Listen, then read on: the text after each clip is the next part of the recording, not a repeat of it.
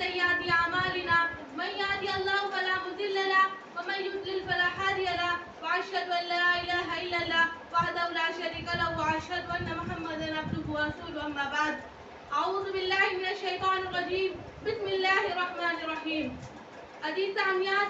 آج کی اس نادیہ میں میری تقریر کا عنوان ہے جنتی عورت کون ہے۔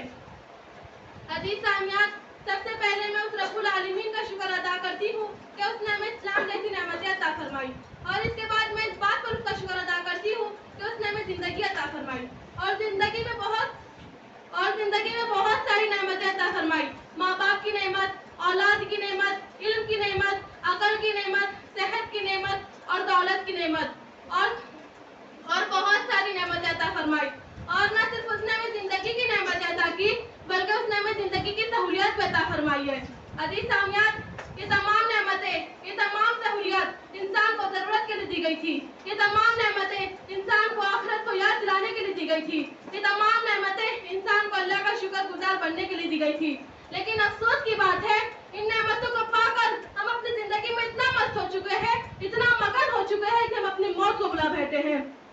اور ہماری اس لاپرواہی کا اور ہماری اس مدہوشی کا اور ہماری اس غفلت کا جواب قرآن مجید دیتا ہے اور بار بار یہ اعلان کر رہا ہے الہاکم التکاثر، غافل کر دیا تمہیں مال اور دولت کی حس نے، حتی زرتم المقابر، یہاں تک کہ تم قبرستان میں جا پہنچے۔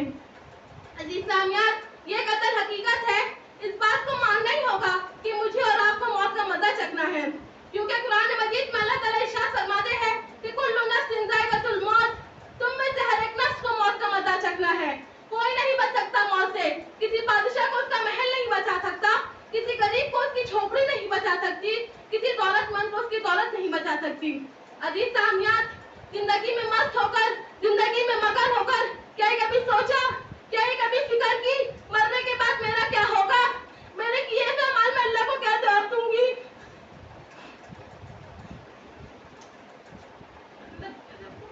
میرے اور آپ کے نبی محمد صلی اللہ علیہ وسلم اسی بات کی طرف لگا دیے اور گھر والوں سے سب سے پہلے کہنے لگے اے میری بیٹی فاطمہ اپنے آپ کو جہنم کی آگ سے بچا لو، اے میری بیوی عائشہ اپنے آپ کو جہنم کی آگ سے بچا لو۔ میرے اور آپ کے نبی محمد صلی اللہ علیہ وسلم اسی بات کی طرف لگا دیے اور لوگوں کو جہنم کی اور لوگوں کو جنت کی تیاری میں اور جہنم سے بچنے انہیں جنت میں جانے کی کوشش میں لگے ہیں۔ عزیز سامعین آج کا میرا عنوان ہی یہی ہے کہ جنت کی عورت کون ہے۔ تو میں آپ سب سے پوچھتی ہوں کہ آپ سب میں سے کون کون جنت میں جانا چاہتا ہے؟ ہر کوئی یہی کہے گا کہ میں جنت میں جانا چاہتی ہوں۔ تو کیا یہ جنت یوں ہی مفت میں مل جائے گی؟ اگر آپ کوئی چیز خریدنے کے لیے بازار میں جائیں گے تو وہاں پر ہر چیز کی قیمت ہوگی، کوئی بھی چیز آپ کو مفت میں نہیں ملے گی۔ لیکن وہ تو جنت ہے، اتنی خوبصورت ہے کہ جس کا ہم اندازہ بھی نہیں لگا سکتے، جس کا ہم گمان بھی نہیں کر سکتے۔ عزیز سامعین گمان بھی نہیں کر سکتے۔ رسول اللہ صلی اللہ علیہ وسلم نے فرمایا اتنی عالیشان ہے وہ جنت، تو کیا ہمیں وہ جنت یوں مفت میں مل جائے گی؟ نہیں میری پیاری بہنوں نہیں، جنت میں جانے کے لیے ہمیں سب سے پہلے اسلام میں مکمل اترنا ہوگا، تبھی ہم انشاءاللہ جنت میں جا سکتے ہیں۔ عزیز سامعین قرآن مجید میں اللہ تعالیٰ فرماتے ہیں کہ وہ جہنم کو تم معمولی نہ سمجھو، وہ ایسی خطرناک چیز ہے کہ جس میں ہر طرف اندھیرا ہی اندھیرا ہوگا، کھانے کے لیے کانٹے دار پھل دیے جائیں گے اور وہ کھانے کے بعد وہ کانٹے ہونٹوں پر سے، زبان پر سے، حلق پر سے اور ہتھیلیوں پر سے چبھتے ہوئے باہر نکل جائیں گے۔ پیاس کی شدت سے جب انسان پانی مانگے گا تو اسے زخموں کا خون اور پیپ پلایا جائے گا، تو چمڑا اور گرم گرم کھولتا ہوا پانی سر و پر سے ڈالا جائے گا، تو بلکہ چمڑا ہی نہیں